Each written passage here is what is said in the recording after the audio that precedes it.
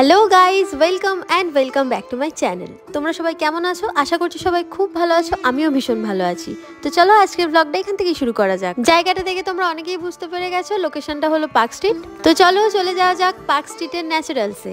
Ice cream খাওয়ার জন্য এর থেকে ভালো জায়গা আর কি হতে পারে। ন্যাচারালস মানেই কিন্তু একদম অরিজিনাল আর অথেন্টিক আইসক্রিম। ওনারা গ্যারেন্টি দেয় যে ওনাদের আইসক্রিমে কোনো ধরনের আর্টিফিশিয়াল সুইটনার বা কালার একদমই থাকে না। পুরো আইসক্রিমটাই তৈরি হয় ফ্রেশ ফ্রুট আর মিল্ক থেকে। আর আমার আরো একটা জিনিস ভালো লাগে, যেটা হলো প্রতিটা ফ্লেভার থেকেই তুমি একটা স্যাম্পল টেস্ট করার জন্য নিতে পারো। তাই প্রথমে আমি টেস্ট করে দেখলাম যে কোন ফ্লেভারের আইসক্রিমটা আমি খাবো, দেন সেইগুলো নিয়ে আমি ওপরে চলে যাব। চলো খেতে খেতে তোমাদের ন্যাচারালস এর একটা ইন্সপায়ারিং স্টোরি বলি। শ্রী রঘুনন্দন কামাত তার বাবাকে আম বিক্রি করতে সাহায্য করতেন কর্ণাটক। যেহেতু তিনি প্রথম থেকেই তার বাবাকে হেল্প করতেন, তাই তার মনে হতো যে এইটা নিয়ে নতুন কিছু করা যায়। তিনি ভাবতে শুরু করেন যে যদি আইসক্রিমের মধ্যে ফলের ফ্লেভার দেওয়া যায়, তাহলে ফলটাকেই কেন আইসক্রিম হিসেবে ব্যবহার করা যায় না। আর এই বুদ্ধিটা নিয়েই তিনি চলে আসেন মুম্বাইতে। তার নিজের আত্মবিশ্বাস ছিল যে এই আইসক্রিম যে একবার খাবে সে দ্বিতীয়বার আবার খেতে আসবে। ব্যবসার শুরুতে কাস্টমারকে অ্যাট্রাক্ট করার জন্য মেইন ফুড তিনি রেখেছিলেন পাও ভাজি। আর এই পাও ভাজির সাথে লাস্টে অ্যাড অন করে দিয়েছিলেন এই আইসক্রিমগুলোকে। আইসক্রিমের টেস্ট এতটাই ইউনিক ছিল যে সবার ধ্যান চলে গিয়েছিল এই আইসক্রিমগুলোর দিকে। আর দেখতে দেখতে ন্যাচারালস একটা আইসক্রিম পার্লারে বদলে গেল।